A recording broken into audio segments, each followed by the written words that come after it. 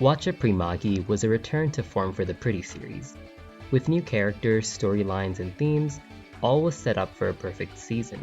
Our expectations were low, but by Jewlie did they surpass them.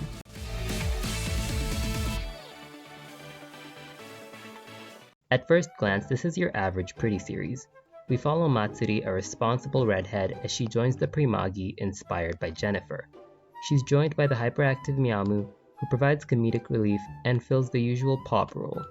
In some ways, it draws on Aikatsu, with a top idol directly inspiring Matsuri's debut. The first episode pulls double duty by showing us all we'll really need for this entire show. Every girl makes an appearance early on, with just enough to give a strong impression. This is something Rainbow Live did too. It helps the story move faster and gives the characters depth. From this point onward, I'd like to issue a spoiler warning. If you like the premise, you should probably give it a chance, but we're going to be covering spoiler territory now, so this is your cue to leave. The first 12 episodes are centered on Matsuri and Hina. Lemon debuts here too, but she's not the focus. Matsuri debuts to great success and decides to continue the Primagi. We soon meet her rival Hina, who is a hard-working idol with her sights set on Jennifer. She was runners-up in the previous Grand Festival and is determined to win. As it's her last year competing, this is her only chance. Matsuri and Hina are a perfect duo, and their contrast really heightens this competition. Matsuri is a complete beginner enamored with Jennifer. She loves the Primagi, but her desire to win isn't as strong. Hina, on the other hand, is relentless. She's working harder than anyone, with her sole obsession driving her. They're two sides of the same Primagi card. This is why their competition results are so interesting. The contrast of passion and hard work has always been explored in the Pretty series. Happy Rain's passion versus Edel Rose's skill-based approach, Salami Smile's fun approach versus Dressing Parfait's hard work, even the talent and training of Meltic Star versus Miracle Kirat's. Seeing all this boiled down into two characters is rather impressive. There's a lot of fat trimming with this cast, and we get an early example of the same concept, just with 2 characters instead of 6. The top idol's inclusion also gives her a much-needed role to play in the story. Jennifer matters to these girls in a deep way. She's behind both their actions in the story thus far. It gives it so much weight. These are 2 perspectives clashing to see which is right.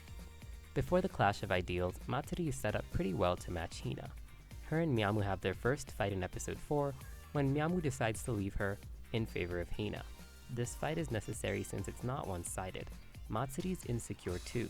She can't make it to the top unless she believes in herself, as well as her partner. It's important for them to tackle this really early so that we know that she's serious. To show the progress she's making, the show introduces Lemon, a shy gamer who's looking for advice as a fellow newcomer. Lemon is an image of Matsuri if her insecurities overcame her. I wasn't sure why she got so much focus at first, but now I see why. It's important for Matsuri to help someone else with this issue so that we can see that she's overcoming it. The arc's conclusion brings this to a head. So how far has Matsuri made it? Well, not far enough. At the height of her performance, Matsuri wavers. The victor is Hina. Overall, this first core is a great introduction to the series. We meet our major characters, get a taste of the themes, a fun tournament, and even some world building, all in just 12 episodes. If only the next arc was just as efficient.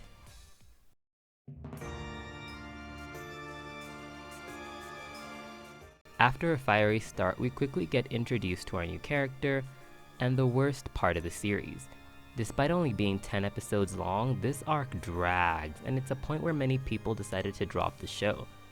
It's got a lot going for it, but it seems to go in circles near the end, a warning for what's to come.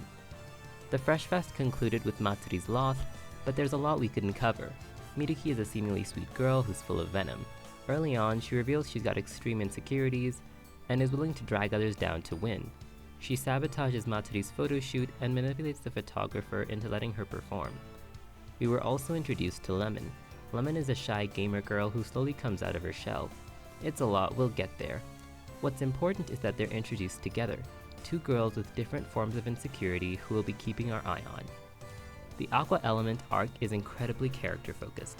It brings all our girls together and lays the groundwork for their friendship. The biggest issue is that with 5 girls and 2 boys, there's a lot to cover. It's the kind of arc that needs to happen, but the one you don't really want to rewatch. The training arc gives us insight on all the girls, but mostly Amane and Miruki. Miruki's up first. Her cute antics are performative and she's put on trial to answer for her crimes. This is where the series piqued my interest again. Rather than chastise her for being fake, the show says it's fine. Hina likes her and so do the girls, so it doesn't really matter if she's being genuine. Speaking of honesty, Amana is probably the vaguest character thus far. Her debut left more questions than answers, and I was intrigued. Amana is introduced with her beloved Premier Toile. This is the character who is at the center of Amana. Midoriko guided and nurtured Amana, molding her into the exact person she wanted her to be. Now that she's gone, Amana is reeling with her loss and a lack of identity. This is embodied by Amana's glasses, which Midoriko gave her. Glasses are often used to show someone is hiding something in media, and Amana's true feelings for the girls are kept a mystery. I really enjoyed how cryptic Amane was allowed to get, since I always loved dramatic characters with a lot going on. Apart from this, no one does anything that isn't done better elsewhere. While it does offer unique interactions, the arc is just boring by most standards. This kind of team building arc needs to happen, but all at once, it's a lot. What really kills that momentum is the 5-team selection. What a mess. It's a simple 5-person performance. How hard could it be? Once we're done with a real story, we slow down for about 3 episodes to pick the center and perform. What bothers me is that the plot point is given so much weight, but it's just resolved by some nonsense but it's just resolved by having all the girls be the center, so it was all for nothing. I think the weak meandering ending of this definitely dampens the series, and overall, it's just so bad compared to everything else. As promising as Primagi was, I fully understand why some people couldn't make it past this. The only real plus is now it's believable when the girls say they're friends.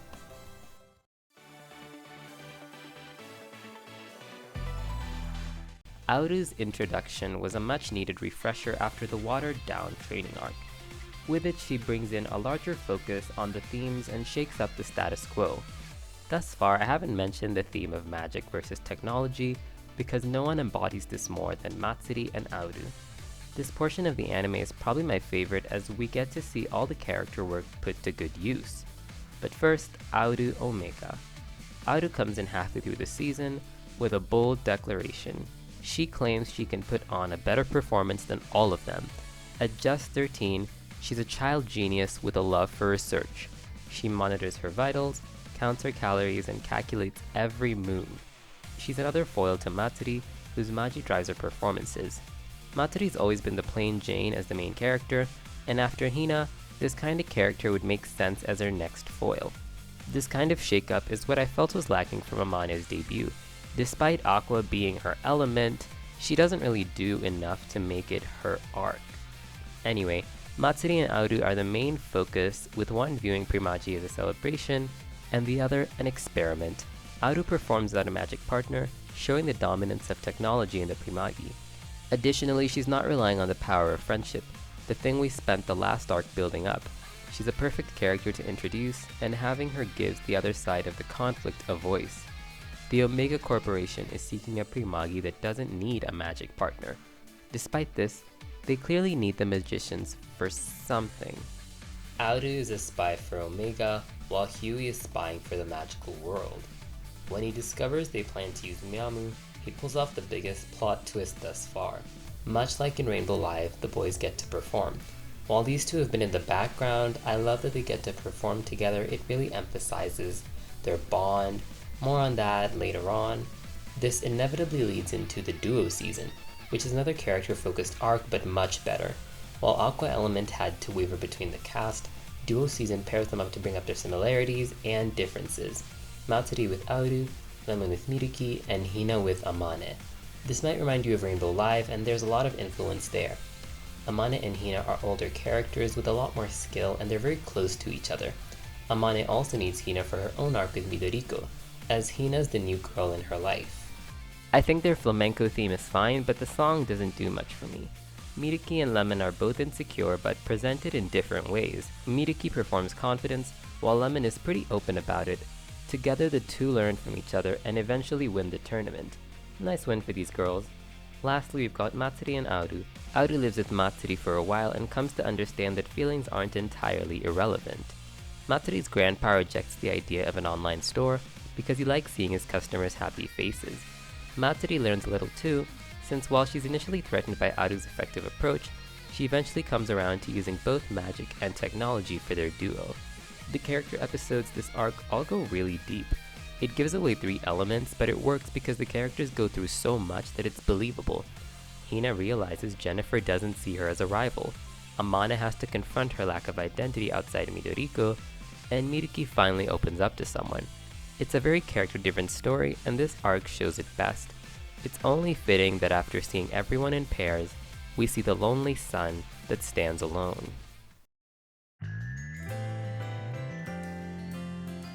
You Are My Sunshine is the best episode in years. I've never been so glued to my seat. I don't think you could replicate that feeling. You just had to be there. When Jennifer gets up and the flames emerge, you know it's going down. All season, we've seen more of this top idol moping and grieving. We've seen Omega telling her that they will get Room back. We've been fed crumbs thus far, but this episode makes it clear. Much like Miamu, Ryum was a powerful magic user who was taken to the magical kingdom. She's currently being used as an energy source and is the voice that Matsuri's hair clip has been transmitting. Jennifer's role in the finale is rather similar to Amo Jun's, except this time she's lesbian. After a year of empty promises, Jennifer's waking up. She realizes that Room isn't coming back and the Omega Corp has been lying to her all along. Behind her back, they're developing a system to make humans capable of directly using Waccha. At first, this feels like more Primagi fare, but once we get past the backstory, it just builds.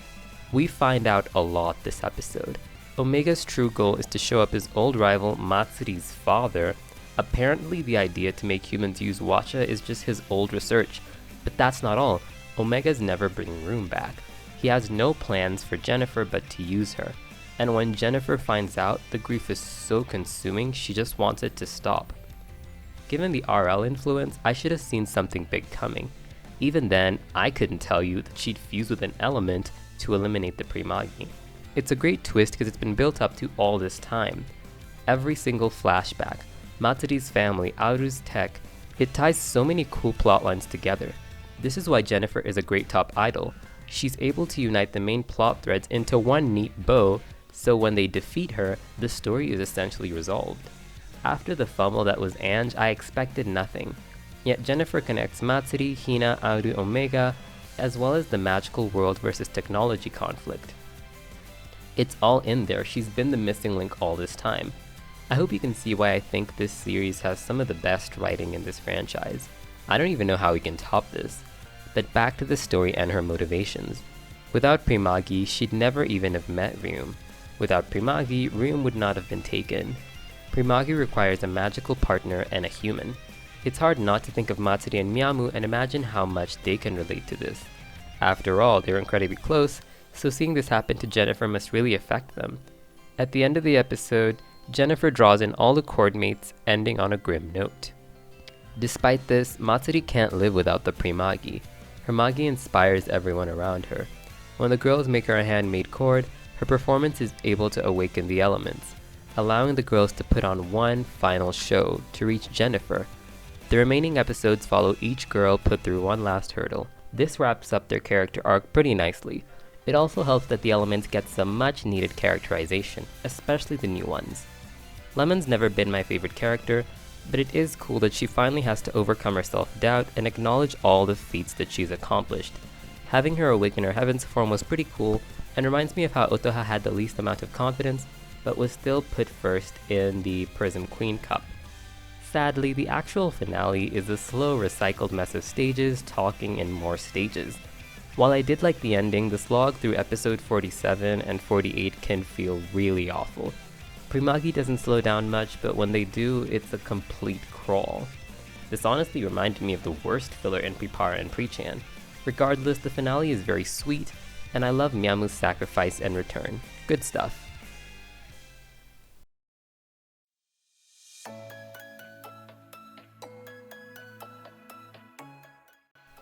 Overall, this season had a lot to tackle and they did what they could. The biggest flaw would have to be how slow it gets and how character focused it is. A lot of aspects such as lore and story were somewhat dropped so that we could cycle through all the characters. It's a simple but effective plot slowed down by all the character stuff. I absolutely love the first arc the most, followed by Duo Season, the Jennifer arc, and Aqua Elements last. Aoru's introduction is counted in the Duo Season. I think the cast is all fleshed out with every girl having different sides of them explored. They also get a lot of room to breathe since they're mostly around from the beginning. Lemon's episodes come off the most one note since she's often dealing with the same problem, but it's very realistic that she'd take this long to deal with her anxiety. Jennifer's grief is given room and even resolved when she and Ryum reunite in the finale. It's a very sweet moment worth all the build-up. My favorite characters are probably Amane and Miruki for obvious reasons. The way they handle identity and relationships here really impressed me, and I doubt I could fit it in just one video. I'd love to talk more about them in future projects. The mascots are pretty great except Patano, who adds absolutely nothing to the show. It's a real shame because Amane has so much going on and Patano has nothing. I'm not even sure why her design went in the direction it did. I feel that Patano brought the least to the table every single episode. Even Tatajima, a robotic owl, seemed to carry more presence in the scenes they had. Chimumu is a close second when it comes to worst mascot, but the best are Miyamu, Ryum, and Hanitan. We don't have time for every character in this review, plus I've spoken a lot about them in my previous Primagi videos, so here's just a few of the dynamics I think I should appreciate. Matsuri and Aoru have a really cute friendship since it's so unique. No one else is really close to Aoru in the main cast, so it's nice that Matsuri brings her out of her shell. The three boys together are also very interesting. Huey and Toma's budding romance was completely unexpected, but I love that Inaru gets close to Toma and not Huey. It gives off such poly vibes.